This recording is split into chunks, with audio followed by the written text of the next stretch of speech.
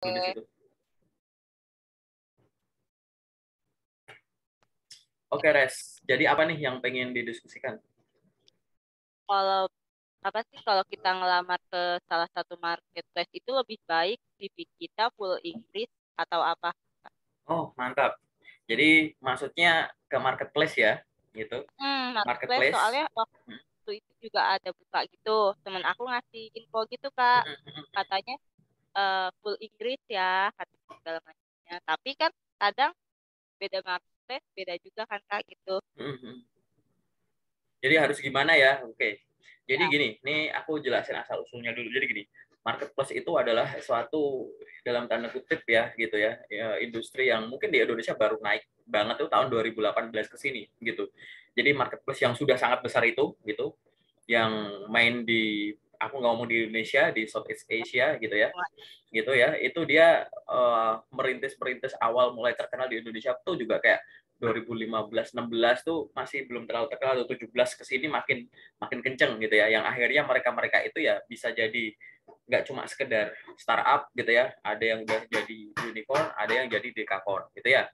Nah, dari semua ini gitu ya, mereka itu banyak sekali aku ngomong banyak tuh ya, banyak banyak startup ini, banyak marketplace ini yang di website resminya gitu itu menyantumkan banyak sekali lowongan pekerjaan, baik lowongan pekerjaan yang ada di Indonesia maupun di luar, oke, dengan pembagian pembagian posisi yang sangat detail gitu. Iya kan? Misalkan kayak di departemen operation, di finance gimana, di business development gimana, di sales and marketingnya gimana, dan lain-lain. Atau mungkin nanti di IT-nya gimana gitu. Dan itu sangat detail. Nah, gimana sih cara kita kalau mau ngelamar ke arah sana? Nah, ini berdasarkan risetku pribadi, berdasarkan tanya jawab dari teman-teman di grup loker yang udah pada keterima gitu ya. Jadi akan disarankan CV-nya itu menggunakan CV yang ATS friendly. Oke, gitu. Bukan CV yang desain. Kan kamu tahu kan CV yang desain itu kayak gimana gitu ya. Nah, akan disarankan menggunakan CV yang ATS friendly gitu. Salah satu ya yang disarankan untuk mendaftar di perusahaan yang menggunakan sistem ATS gitu ya, atau CV yang ATS friendly, salah satu unsur di dalamnya itu adalah menggunakan bahasa Inggris gitu. Jadi kalau ada teman yang bilang, Res, kamu silahkan daftar, nanti CV-nya pakai bahasa Inggris ya, itu benar. Tapi kalau mau aku lengkapi adalah disarankan menggunakan CV yang ATS friendly. Karena perusahaan-perusahaan itu, apalagi yang udah tech gitu ya, berbasis teknologi banget gitu, nggak semuanya main-main cuma pakai manusia gitu. Karena mungkin kalau kamu tahu bisnisnya mereka kayak orangnya cuma berapa, tapi dia uh, coveragenya di area yang sangat luas gitu. Jadi benar-benar udah high tech banget yang diaplikasikan gitu, sehingga salah satunya adalah tadi gitu, pada saat ada suatu, mungkin kamu akan ngelihat deh, pernah lihat aku share locker yang link itu ya, yang aku reminder di grup ya gitu. Silahkan cek link ini secara berkala, pasti perusahaan yang kamu maksud harusnya linknya ada di situ salah satunya, atau salah berapanya, betul ya? Ya, Ya, dia Kak. akan dalam satu website saja, dalam satu marketplace saja itu lowongannya itu bisa lebih dari 100 lowongan, bisa sampai puluhan sampai ratusan gitu yang akan terdisplay di sana gitu. Dan dia otomatis kayak yang lagi nggak dibuka otomatis kayak di take down, nanti kalau ada naik lagi gitu, sehingga tadi benar bahwa kalau ada rekan yang bilang oke, disarankan menggunakan bahasa Inggris, betul, tapi lebih komplitnya adalah disarankan menggunakan yang ATS friendly. Nah, ATS friendly itu kamu browsing dulu, Pres, gitu ya, harusnya tuh yang Ya. kayak gimana gitu. Kalau yang mau cara main aman ya yang tanpa foto gitu ya, walaupun pakai foto boleh, nanti aku jelasin di sesi detail gitu ya. Terus menggunakan bahasa Inggris, kemudian tidak ada desain yang aneh-aneh, tidak ada simbol tabel yang aneh-aneh, cukup hitam putih, fontnya yang font yang kayak biasa gitu, nggak ada insert text box gitu, mending langsung agak dari atas ke bawah dirinci setelah itu kalau kamu punya pengalaman kerja, magang, atau organisasi gitu, dan munculkan banyak kata kunci gitu agar mudah didetek oleh sistem ATS-nya itu sendiri, aplikasi trackingnya itu sendiri gitu. Itu Pres jawaban komplitnya. Jadi betul pakai bahasa Inggris tapi yang ATS friendly gitunya gitu. Aku tanya lagi ya, aku Boleh? juga pernah kayak lihat kayak apa bisa ke ada yang bisa masuk situ ke marketplace itu gitu. Terus katanya dia jawabnya dia berteman link ID dengan orang-orang yang bekerja di situ gitu loh. Hmm. Buat tahu lebih kayak info kayak gitu. Bener nggak sih Kak? Kayak biar di notice gitu loh. Oke, jadi tadi ya, kita itu kalau cara konvensional itu ya, akan jadi gini, cara konvensional nama yang lamar kerja yang dulu-dulu ya, orang tuh adalah cari info loker, dicari yang sesuai, dilamar, habis itu follow up gitu kan, kayak gitu res. Nah tapi zaman sekarang itu ada banyak yang tumbuh namanya sosial media. Sosial media itu bisa di gini ya, sebenarnya offline pun ada namanya sosial media, tapi kita selalu ngomong sosial media itu yang hubungan sama online, digital, dan ada internet gitu kan. Nah, kita harus menyadari bahwa tadi ya, yang namanya LinkedIn itu adalah sosial media, oke? Kita bandingkan dengan aplikasi portal karir tertentu lah gitu. Kita misalkan bandingkan dengan apa ya, Jobstreet misalkan. Jobstreet itu katakanlah juga sosial media, tapi walaupun sama-sama sosial media dalam tanda kutip, fungsinya tuh bukan unsur-unsurnya tuh ada yang beda sedikit gitu. Jadi namanya sosial media itu ada unsur sosial, ada unsur media, paham nggak? Gitu. Paling gampang bayangnya. Jobstreet itu lebih dominan dari unsur medianya, gitu. Jadi media posting loker oleh akun recruiter tentunya gitu ya, atau yang mau nge-share loker itu. Jadi dari sisi kita, aku pakai memposisikan sebagai job seeker gitu ya. Kita dapat medianya itu adalah info loker, lamar. Ya udah, proses transaksional ini unsur medianya tuh lebih dominan daripada unsur sosialnya. Tapi kita ada yang namanya LinkedIn. LinkedIn itu sosial dan media itu balance. Oke? Gitu. Kenapa aku ngomong balance? Kamu bisa nggak ngechat recruiter pakai Jobstreet misal atau portal karir yang lain? Bisa nggak? Ngobrol nggak bisa yang kayak gitu. Tahu ultahnya kapan, selamat ulang tahun ya gitu, atau enggak, atau lihat mereka lagi posting apa gitu, nggak bisa, tapi LinkedIn bisa. Sehingga gitu ya, pada saat kita tahu apa itu LinkedIn, kita harusnya bersyukur karena LinkedIn itu mulai rame di Indonesia tuh baru 2016 ke sini gitu. Tahun-tahun sebelumnya nggak terlalu rame, nggak terlalu sebagus sekarang, saya udah luar biasa. Nah, kita harus sadari bahwa LinkedIn itu bukan portal karir. LinkedIn itu bukan tempat nyari loker, habis itu apply. LinkedIn itu adalah di platform komunitas. Beberapa persen, salah satu fungsinya adalah untuk nyari loker dan ditemukan oleh recruiter ibaratnya. Sehingga pada saat kamu punya akun LinkedIn dan kamu sedang mencari kerja, jangan cuma sekedar cari loker, ada apply. Jangan cuma gitu.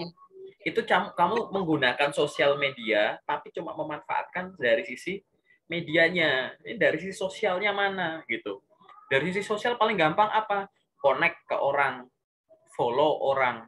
Kalau udah diterima, perkenalkan diri gitu. Gitu. Gunanya apa ya tadi yang temanmu bilang biar di notice, tapi niatnya jangan biar di notice, biar kamu terbiasa untuk berteman dengan orang-orang baru, tahu berkomunikasinya dan nanti bisa sharing. Ya bisa sharing ilmu, bisa sharing pengetahuan update-update tertentu yang sebenarnya tidak harus seformal itu ngobrolnya. Gitu. Nah, kalau kamu sebagai seorang job seeker, silahkan bangun koneksi dengan siapa? Nomor satu, recruiter-recruiter yang ada di LinkedIn. Misalkan kamu sekarang melamar kerja ke perusahaan yang ada di Jakarta aja misalkan. Ya sudah, ya kan orang-orang dengan jabatan recruiter, nulisnya sebagai recruiter, talent acquisition, HRD gitu-gitu, kamu follow, kamu connect, bangun koneksi dengan baik gitu. Kamu connect, nanti diterima, perkenalkan diri. Gitu. Selamat siang misalkan Bapak atau Ibu, terima kasih sudah menerima permintaan koneksi saya. Perkenalkan nama saya ini. Gitu. Semoga nanti ke depan kita bisa berhubungan dengan baik secara profesional gitu. Udah gitu-gitu aja, perkenalkan diri dulu. Nanti suatu saat kalau kamu ngelamar pekerjaan di PT tersebut gitu kan, ada suatu perusahaan yang dia buka lowongan dan kamu ngelamar dan kamu ingat, oh perusahaan ini tuh HR-nya ini. Nah, HR-nya itu udah jadi koneksiku gitu kan. Misalkan kamu apply nih, pakai pakai LinkedIn aja apply menuju jobs. Kan biasanya ada loker, di sampingnya ada rekruternya ya siapa gitu. Nah, setelah dicek ternyata udah berteman gitu. Ya udah resign, Terus habis itu kamu nyapa gitu, selamat pagi atau selamat siang Bu. Perkenalkan nama saya ini, koneksi Ibu di LinkedIn ini. Bu, beberapa waktu yang lalu saya apply lowongan pekerjaan di PT ini sebagai ini. Terima kasih ya Bu atas informasi lowongan kerjanya. Semoga saya bisa gitu, kualifikasi saya cocok dengan posisi yang dibuka dan semoga kita bisa bekerja sama di masa yang akan datang. Udah gitu. Kamu nggak diminta buat di postingan lokernya, nggak ada yang minta silahkan untuk mengkonfirmasi ke HR-nya apabila udah apply job. Nggak bakal muncul itu. Tapi ya itu tadi, biar di notice. Nah, tapi kalau misalkan niat kamu hanya sekedar biar di notice, itu terlalu pendek gitu. Aku nggak bakal nyuruh kamu, aku ngechat recruiter, ngechat usernya mungkin, atau orang yang kerja di perusahaan itu siapapun, hanya untuk di notice. No. Notice itu ibaratnya gampang. Kamu ada di ruang sepi terus bersin, cing gitu. Ibaratnya ya. Orang akan ngeliatin siapa tuh bersin. Dah, atau nggak usah bersin, kentut bunyi aja. Tut gitu. Di notice. That's it gitu. Paham nggak? Ya, aku nggak ngomongin apply sama dengan kentut itu sama ya. Cuman notice itu sekedar ya udah di notice, ditandai doang. Kenapa kok nggak kebayang misalkan diniatkannya yang lain, walaupun aku yakin ya itu adalah memiliki hubungan yang berkesinambungan yang jangka panjang gitu. Gitu. Jadi anggap aja itu adalah titik awal perkenalan kamu, titik awal punya koneksi secara profesional, titik awal obrolanmu karena sebelumnya nggak pernah ngobrol gitu. Jadi akhirnya nanti ke depan mau kamu ada maksud apply job kayak enggak kayak gitu, kalian bisa saling komunikasi, entah lewat DM saling chat atau waktu beliau bikin postingan kamu ikut komen, kamu ikut like, kamu reshare gitu. Atau kadang kamu bikin postingan nanti akan ada feedback yang sama karena udah terbiasa gitu. Itu yang aku maksud sebagai di dengan bolehlah pakai bahasamu, boleh di notice jangka panjang tuh itu. Jadi bangun network gitu. LinkedIn itu platform network. Fungsinya tadi sosial media imbang. Jangan sampai gitu ya. LinkedIn itu bisa ngasih kamu kesempatan untuk connect dan follow rekruternya langsung, ya kan? Bangun interaksi, kamu branding dirimu sendiri. Nggak kamu gunain. Kamu cuma sibuk bikin akun seadanya, dilengkapin, habis itu cari loker apply. Ya apa bedanya kamu pakai Jobstreet atau portal karir lain gitu. Gitu. Sehingga kalau kamu nanya, kok temanku udah keterima, caranya kata dia aku apply, tapi habis itu aku ini koneksiku biar di notice ya. Mungkin bahasanya secara nggak langsung yang dilakukan sama temanmu ya sama yang kayak kita obrolin ini gitu. Cuman tadi mindsetnya aja gitu ya, yang diniatkan untuk saya menghubungi beliau itu dengan niat tidak hanya tadi di notice jangka pendek gitu. Ingat ya, di notice itu gampang. Jadi di tengah sesuatu yang lagi tenang, kamu bikin keramaian itu tuh notice itu gitu aja udah. Gitu. Tapi kalau yang ya kan gitu teori kentut tadi gitu, tiba-tiba kamu ngeledakin plastik aja door gitu. Orang lihat, ya that's it, notice, udah gitu doang. Tapi kalau pada saat kamu bangun hubungan jangka panjang, notice itu ada. Tapi notice itu akhirnya action selanjutnya adalah dikepoin gitu loh. Ini siapa sih, coba aku lihat profilnya gitu. Nah, Iya, harus pada kan saat Kak profil katanya profil LinkedIn itu ngaruh banget gitu loh. Kayak aku pernah kayak jangan foto yang biasa atau gimana, jangan kayak foto bener-bener formal atau gimana. ya, jadi akun LinkedIn itu yang penting ya gini ya, akun LinkedIn sama CV itu butuh diperlakukan secara sama. Secara sama tuh dalam dua hal. Yang pertama, bener cara bikinnya. CV itu harus bener bikinnya, LinkedIn juga harus bener bikinnya. Yang kedua, bener cara pakainya. CV-mu bagus, tapi makainya caranya nggak bener, ya kurang optimal. Atau sebaliknya, bikinnya jelek, cara makainya CV bagus gitu, bener gitu, tapi bikinnya belum oke gitu. Sama juga LinkedIn pun juga sama gitu kan, bikinnya bagus tapi cara makainya salah gitu, dalam arti cuma belum optimal gitu loh. Akunmu, profilmu udah lengkap tapi kamu nggak connect sama orang, nggak pernah bikin postingan, nggak pernah berinteraksi di postingan orang gitu ya, nggak pernah add atau follow orang gitu. Atau sebaliknya, kamu ngelakuin itu semua tapi profil lu masih kosongan, ya percuma. Apalagi profilnya seadanya, CV-mu di-upload sebagai postingan. Nah, itu tambah salah gitu. Banyak orang beredar ya di LinkedIn tuh CV-CV bertebaran gitu. Itu adalah cara yang salah. Tapi karena udah banyak orang melakukan secara bersamaan, seolah-olah benar gitu. LinkedIn hanya Benar. butuh dilengkapi profilnya. Tidak usah bikin postingan-postingan semacam itu gitu loh. Gitu ya. sudah cukup jelas ya Res ya itu. Apalagi menarik nih. Gitu. Awalan yang Terus, menarik pertanyaannya. oh Gimana? ya, Iya. aku mau nanya juga, kayak kadang ada kayak pokoknya locker, tapi yang kayak mencantumkan harus ada webnya nih, ngaruh nggak sih, Kak? Kita web pribadi kita gitu. Oh, oke. Jadi kalau ada locker, terus harus nyantumin apa web pribadi kita, kasih URL LinkedIn aja. Ya, iya. Oh gitu. Kalau kamu nggak punya, Ada dua gitu loh, Kak. Aku punya. Jadi aku baru lihat karena emang nggak punya web kan. Jadi emang ada link sama web kita gitu, Kak.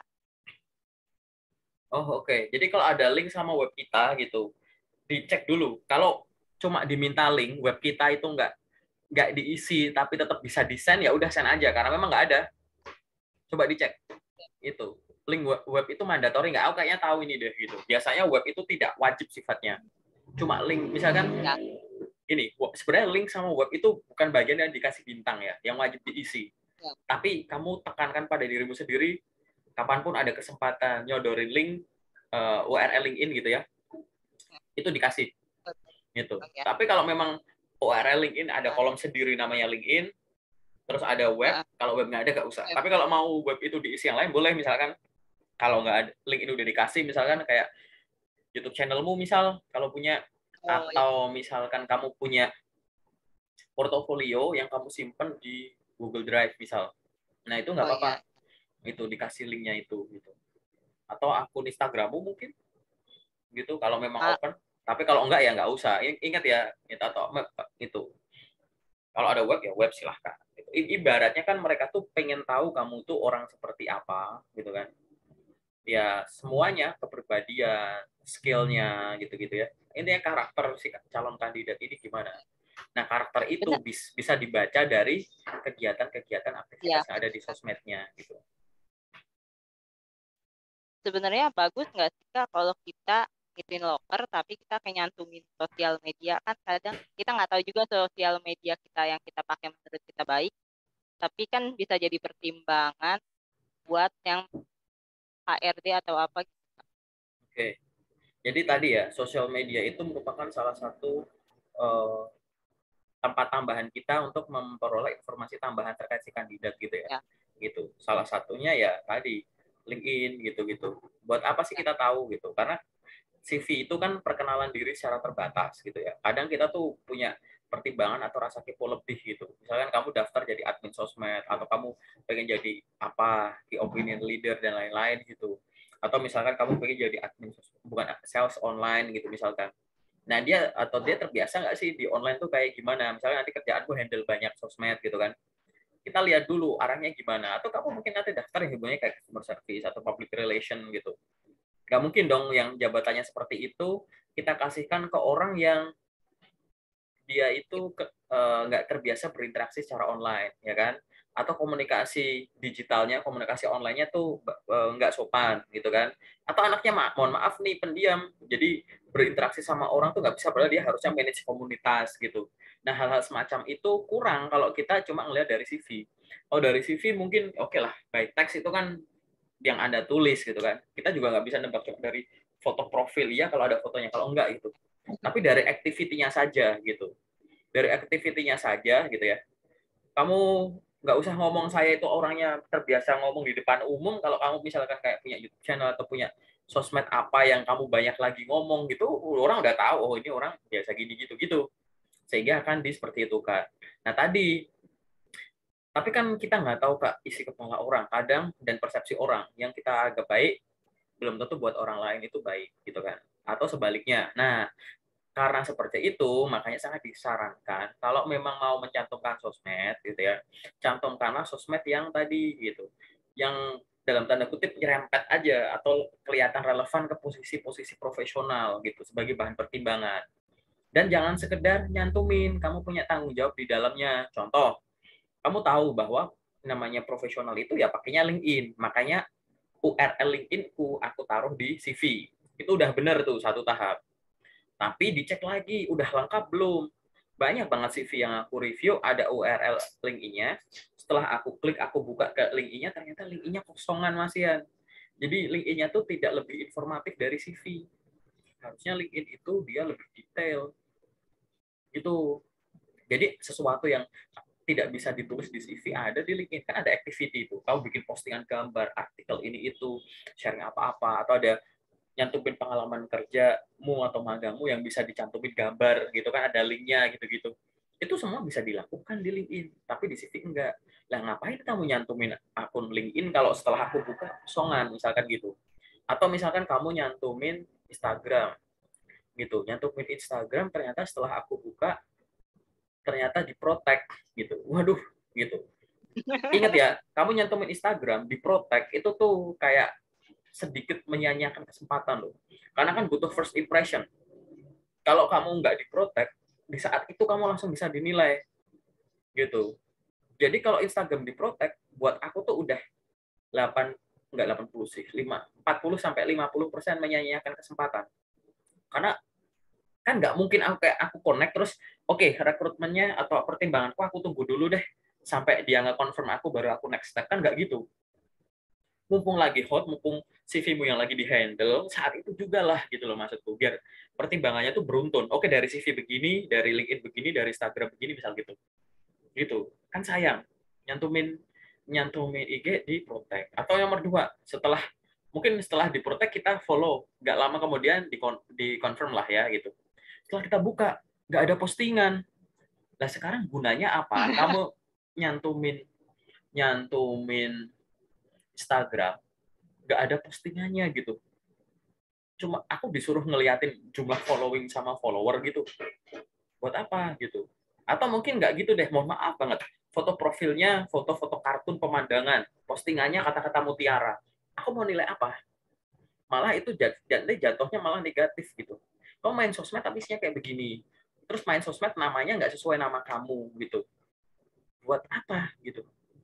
Terus belum yang postingan-postingannya mengandung unsur-unsur syarat tertentu gitu. Kayak kamu sudah membatasi diri dengan lingkungan-lingkungan punya circle semacam ini gitu. Gitu. Padahal ada perusahaan-perusahaan yang toleransi kamu tuh harus lapang. Ya, pagar-pagarnya tuh jauh, bukan tanpa pagar, pagarnya tuh jauh gitu. Nah, ini kamu udah melingkari dirimu dengan hal yang semacam itu. Gimana kalau untuk perusahaan-perusahaan yang tidak mau dinilai bahwa ini itu berkaitan dengan etnis tertentu, suku tertentu, agama tertentu gitu. Sayang banget kan gitu. Sehingga kita tuh harus sadar bahwa setiap informasi yang kita tulis di CV itu bisa kita pertanggungjawabkan. Tidak hanya sekedar saya pernah melakukannya kok, atau misalkan saya bisa Kayak bisa dengan masih baik masih gitu. aku masih Nah, kayak itu, tapi baru harus kayak oh iya ya, kayak kakak harus ngomong oh iya itu harus harus gitu. betul harus dicek ke arah sana gitu. Nah nanti di sesi detail aku jelasin lah terkait dengan pencantuman sosmed dan kemungkinan pertimbangan seperti apa gitu ya gitu. Ya. Yang jelas tadi untuk sosial media yang profesional paling aman kasih LinkedIn dan LinkedInmu minimal setara dengan CV-mu minimal gitu. Kalau LinkedIn lebih lengkap dari CV boleh nggak? Boleh banget. Karena di LinkedIn kamu bisa menjabarkan apapun gitu. Oke, kalau dari CV ya enggak, lah terbatas gitu kan. Kamu masukkan yang relevan, masukkan yang pengen kamu jual sebagai kesan pertama kali. Gitu, Pres. Secara general gitu dulu ya. Ya, saya tanya lagi ya, kan nggak fresh graduate juga, fresh graduate sih benar, tapi kan aku lulusan 2020 akhir Kak. Terus kampus aku itu nggak ada program magang, adanya K3, jadi belum bener-bener belum ada kayak pengalaman kerja sama sekali.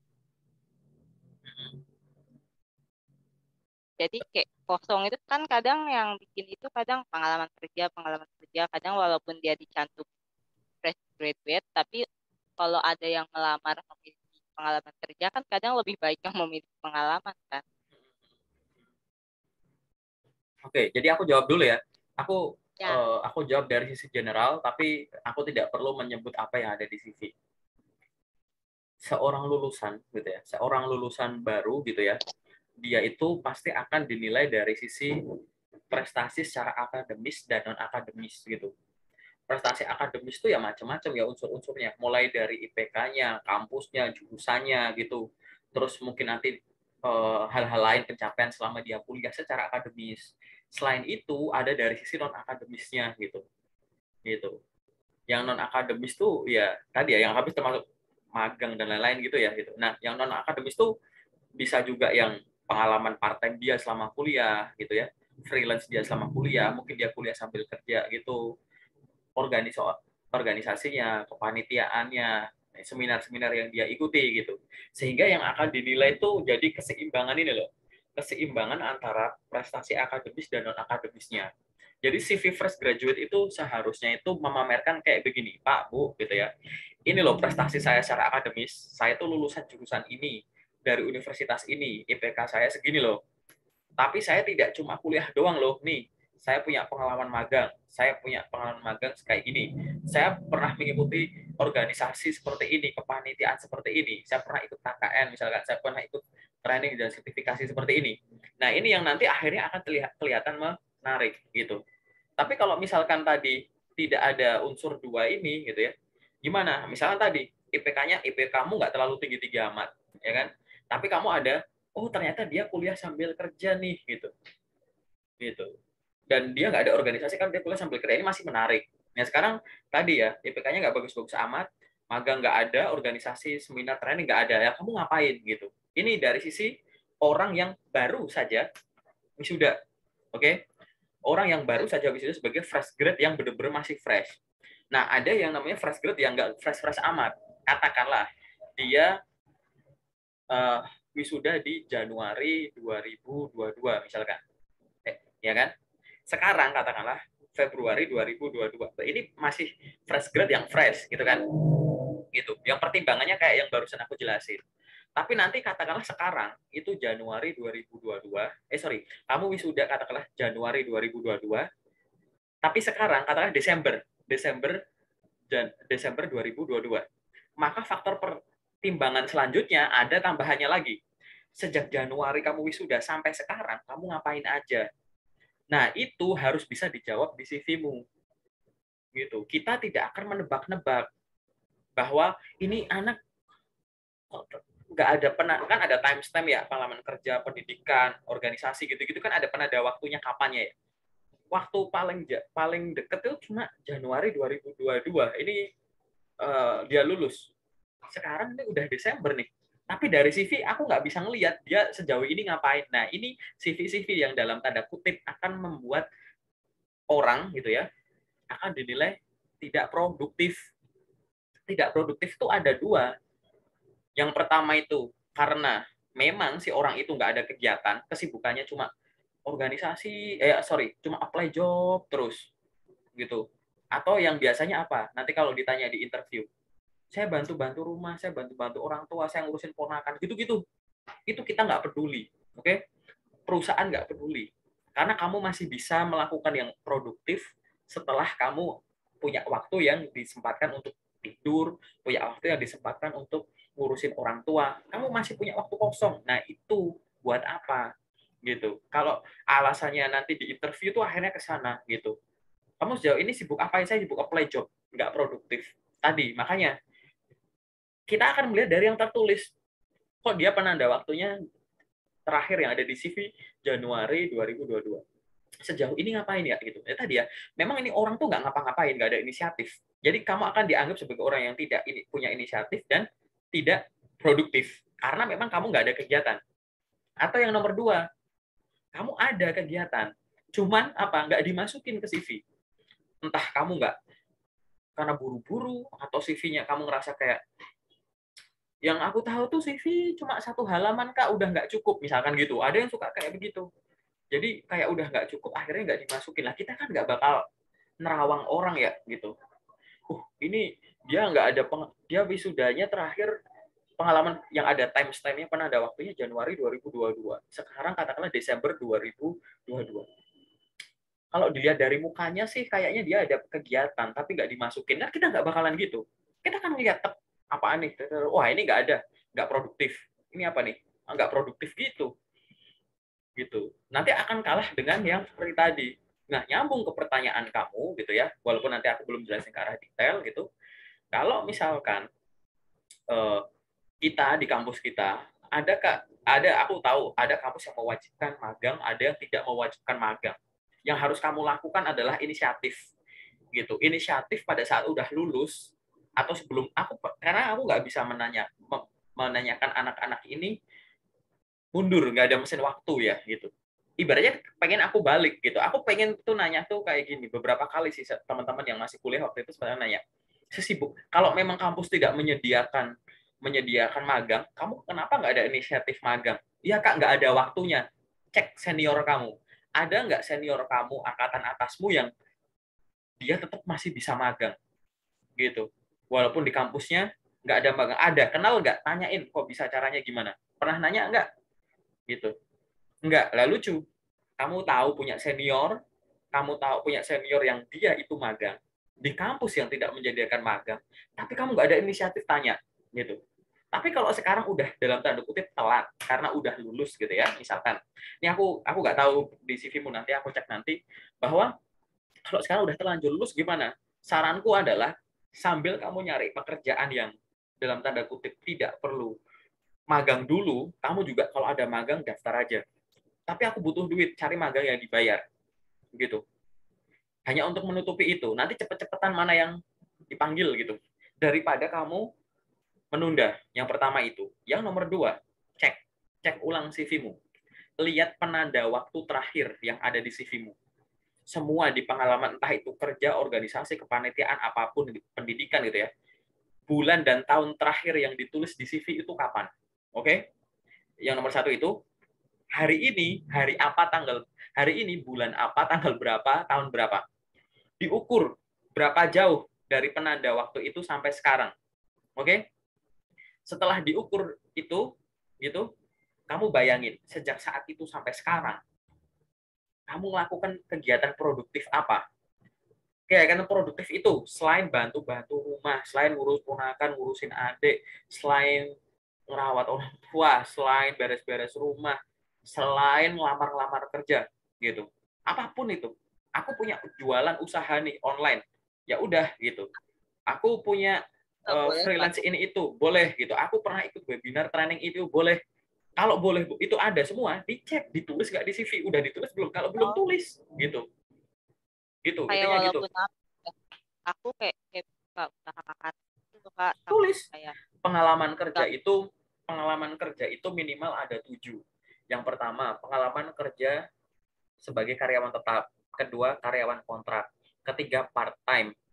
Keempat, freelance. Kelima, entrepreneurship, usaha sendiri.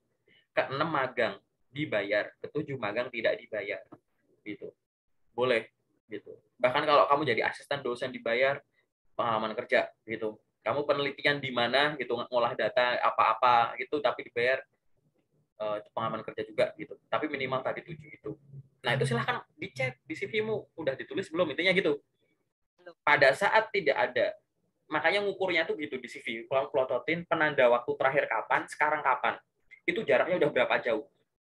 Kalau terlalu jauh ya artinya CV-mu akan dibaca, kamu tidak punya inisiatif, kamu tidak produktif. Setelah itu dibayangin, oh kok jaraknya ini katakanlah 10 bulan misal ya gitu, tapi di tengah-tengah itu sebenarnya kok ada kegiatan loh yang produktif. Udah ditulis belum? Belum. Nah, silahkan ditulis gitu, daripada kamu dinilai sebagai orang yang tidak punya inisiatif dan tidak produktif gitu. Tadi ya, ada 2 jenis CV.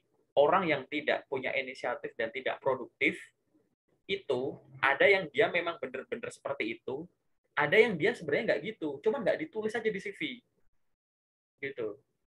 Katakanlah Tahu. bayangin, nggak ditulis di CV, ya, nggak ditulis di CV, habis kita cek link I-nya juga nggak tulis di link I-nya, wah udah, oh ini ya sama aja, ya kan sayang. Ya kan, orang berpengalaman tapi tidak nulis itu akan setara dengan memang orang yang tidak ada pengalamannya. Jadi karena kita tidak akan menebak-nebak di awal. Karena apa, CV yang masuk tuh banyak, kamu tuh secara nggak langsung akan dibandingkan dengan CV sebelumnya dan CV setelahnya kan, paling gampang kan gitu kan. Ya kan, ayo tumpukan CV banyak katakanlah. Aku tadi, wah ngapain aku pertimbangin, tadi aja yang kayak begitu aja nggak aku yain, masa ini aku yain gitu loh, ibaratnya gitu loh. Itu maksudku, paham ya gambarannya ya. Dan ini aku record, jadi setelah ini eh, apa namanya, Aku kan bisa kamu tonton review ulang kembali gitu ya. Bisa kamu tonton ulang ya. gitu. Nah habis ini kita masuk ke sesi yang detail juga ya, nanti aku jelasin ya.